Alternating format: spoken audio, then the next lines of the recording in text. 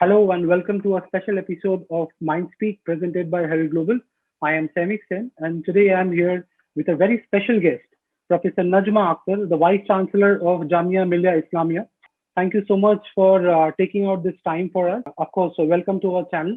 My first question to you is, how are you dealing with the pandemic, professionally and personally? The pandemic is there. We can do nothing about it except deal with it in the best way possible. So we are trying to do whatever is possible for my university and for Okay. the students, 25,000 students and teachers and non-teaching staff. Uh, I, I have been urging everyone to be more responsible, not just for themselves, but also for others. Like keeping social distancing, wearing the mask, and hygiene is of the utmost importance. True, ma'am. The, so this is what we are doing in our university, and for parts of the university are now not face to face, but the teaching and everything, including the exam, are going on through online teaching and online examination. And therefore, the students who were staying with us in the hostel are no longer with us, and that's how we have managed to uh, keep them safer than they were here. And I keep on advising them that the blame game which is going on in the social media or other thing is not the solution. We have to True. check the RT-PCR and keep on taking necessary steps.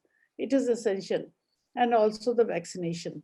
But if the vaccination is not taken timely, and if they are really hit by the corona, then necessary medication and helping out not only themselves but also those with whom they are in contact. Okay. That's Okay. How do you feel about being the first woman Vice-Chancellor of Jamia Millia Islamia? that's a usual question, but I feel honored. I have been bestowed with this responsibility. I also feel that being a woman in this leadership role, I have the duty to represent my gender in a more positive light and True. to motivate girls from all over the country that glass ceiling can be broken. I was not only in Jamia Millia, but also the first vice chancellor of all the central universities of the country, appointed by the central government, and our visitor, the President of India. I feel that the True. hard work and commitment will always work as long as we are resilient in giving our best. It can be for a man or for a woman. But for a woman, you have to prove your worth also in this man's world. And this has been my philosophy throughout the life. And education is the key to achieve this goal, and having the right degrees and extensive experience in educational administration has supported me in getting here. So you mentioned men's world. So did you face any kind of hurdle in terms of the kind of achievement that you have achieved today?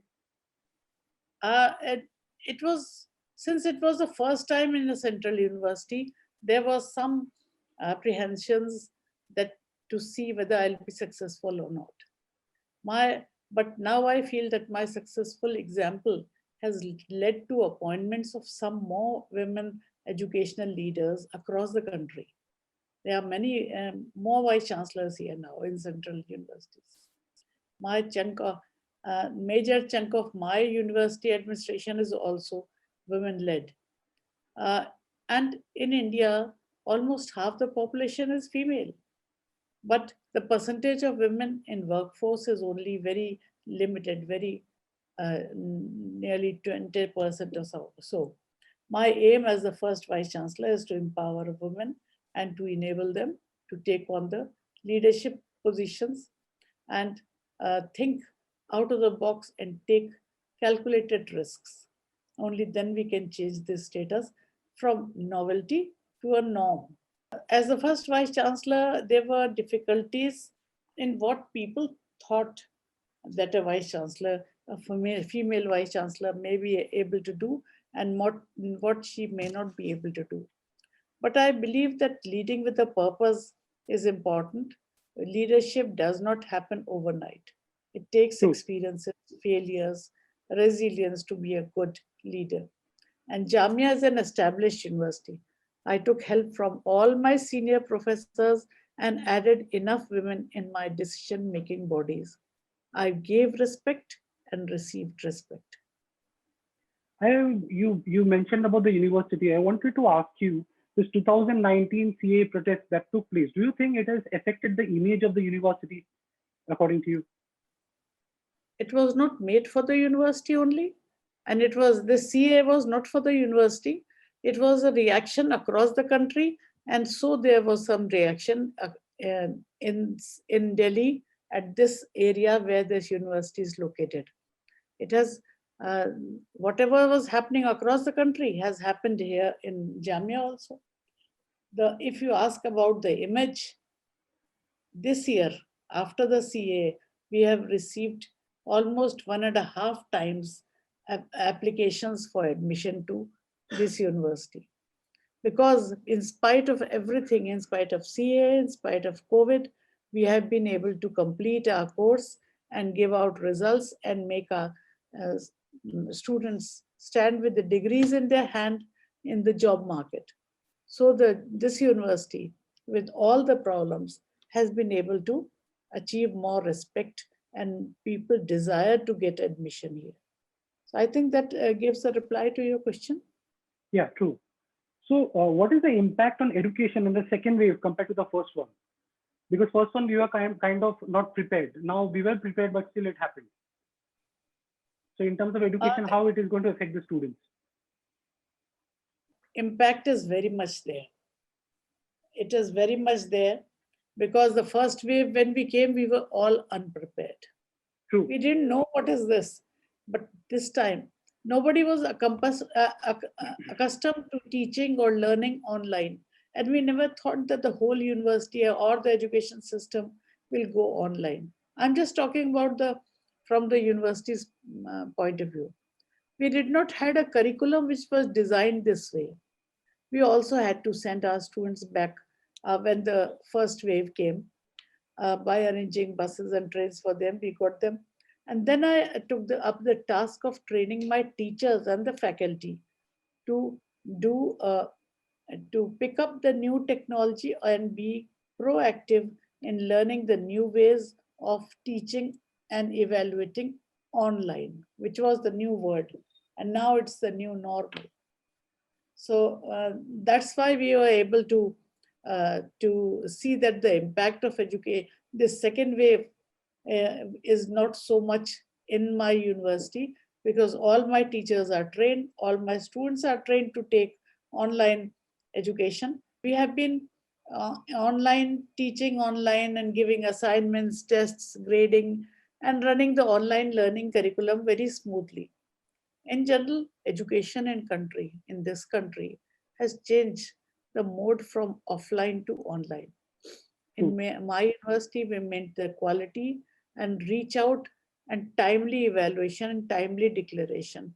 That's important. There's some problems coming up, like uh, not everybody is having a laptop or a computer at home.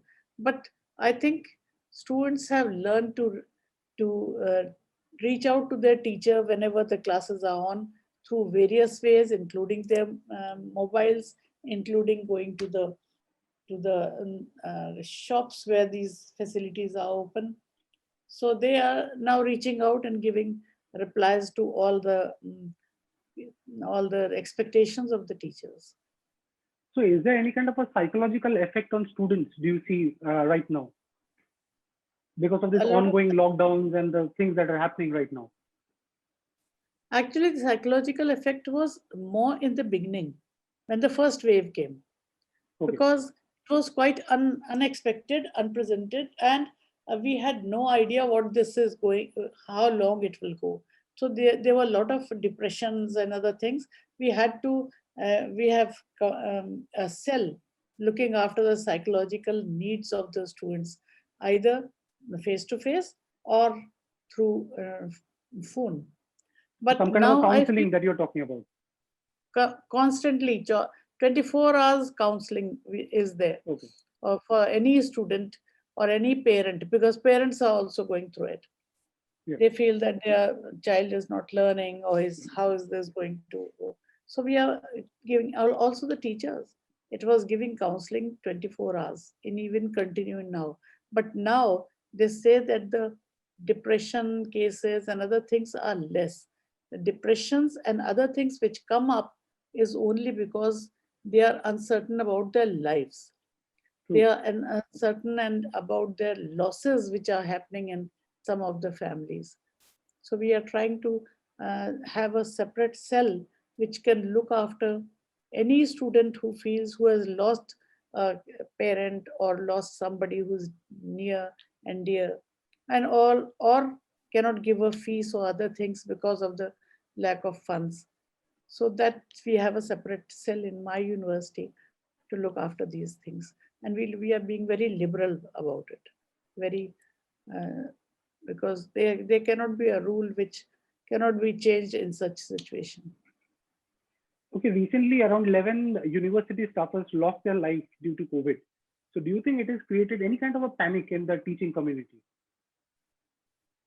No, it is something which which people have started accepting as part of this new wave. Uh, because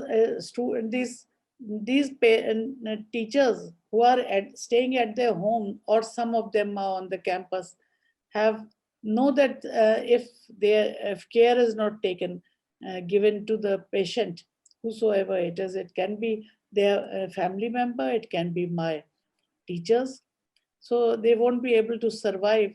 But with the help of this university, a lot of them are getting a hospital bed or oxygen. We are nowadays trying to fighting with the need of oxygen, which is very much the same problem across the country. So these teachers are there, but we recently had a meeting in which everybody was remembered. Just yesterday, I had a meeting with remembering them, those who have lost. And some of them are very, very senior teachers. And it takes a long time. It takes decades and decades to make a person of that level.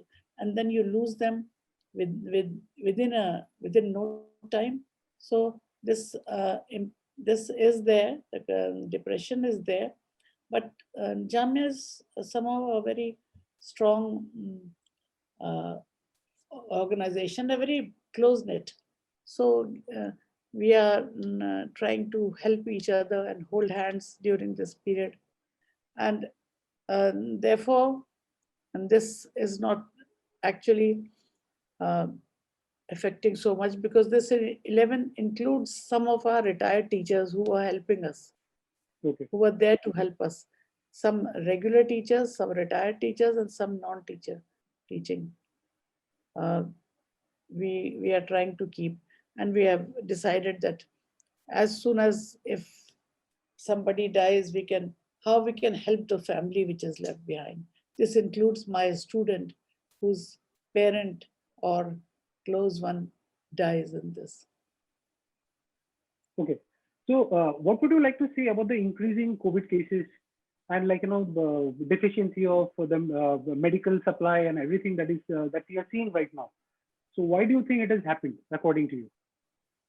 I will not say that why it happened, because all type of blame game is going on, and True. there has to be at various levels. There has not been a good management, and that includes our level also. Have we as a citizen been able to manage, see that the COVID, uh, we are not opening to the, and or almost inviting the corona to come and uh, be be there, because many of us have not been very careful about masks and other things. I can put them, I can make them have the mask and do the distancing and everything, and sanitizing inside the campus. But world is outside also. So we cannot keep on blaming. We have to see that as long as it is there in this form, which which is a very bad form nowadays, what is visible. We have to see that we tied through this together and managed to get out safe and sound after this is over. But definitely it needs we have to be ready with a lot of readiness. Think there can be another wave or another. We do not Definitely. know. So we have to be now ready, because we are better ready than we were in the first phase. Then it was totally a new thing. Now, comparatively, we accept this without getting into depression. True. So, can you please tell us about the vaccination camp that you are running over there? What you are doing? Before this, the fierce shape of uh, COVID second of 21 started in end of March and early April. We had on the campus, we started with the RT-PCR camp, Okay. where everybody who was on the campus or their family members can go and get their themselves checked. We had 400 people were checked there, and out of them, 78 were positive, and they Oh, had no idea that they were positive. So we asked them to stay away from each other and do all the things which are needed once you know that, and that they are positive, including some students who were living on the campus. We had put them on in isolation rooms now. And because we do not, unfortunately, this university doesn't have a hospital or a medical college, which we have been asking by again and again. And maybe that's something which we need. So we had put them in different rooms, but as soon as we are trying to call their parents in so that they can take them away. This was the RT-PCR camp, and soon along with it, there was a vaccination camp. We requested the local uh, bodies which were responsible for the vaccination, and they very thankfully uh, very we are extremely thankful that they came to our campus and conducted all the vaccination. There were no lines. People will not go to the hospital because they feel that there's a lot of crowd. But when it comes to their university, this they'll come and get the vaccination. So a lot of vaccination was done here because of the holding of the camp here. And I feel that perhaps this is the first university to start a vaccination camp and a RT-PCR camp on the campus, and that helped us a lot. We have been trying to find out, not a single person who had got the first vaccination only has uh, is not in the list of those who died.